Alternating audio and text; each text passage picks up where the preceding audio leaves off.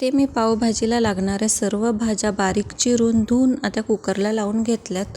आज पावभाजीचा बेत होता। हॉटेलसारखी नाही पण हॉटेलपेक्षाही भारी ही माझी रेसिपी आहे पावभाजीची, अगदी सोप्या पद्धतीने। ते मी 2 बारीक कांदे चिरून घेतले होते, त्याच्यामध्ये आलं लसूण पेस्ट टाकली, हळद, काश्मीरी लाल मिर्च, तिखटवालं लाल मिर्च आणि आता हे सगळं व्यवस्थित असं परतून घेऊन ह्या भाजींची प्युरी करून घेतली आणि ते आता ह्या मसाल्यांमध्ये घालून घ्यायची। तुम्हाला जेवढी घट्ट हवी पातळ हवी त्यानुसार पाणी घालायचं, अमूल बटर घालायचं, वरनं आपला पावभाजी मसाला, चवीनुसार मीठ आणि झाली आपली हॉटेलपेक्षाही भारी अशी घरची पावभाजी।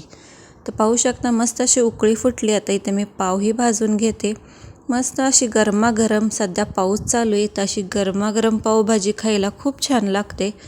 मस्त अशी चमचमीत पावभाजी तयार आहे। तर रेसिपी आवडली असेल तर चॅनलला लाईक, शेअर आणि सबस्क्राईब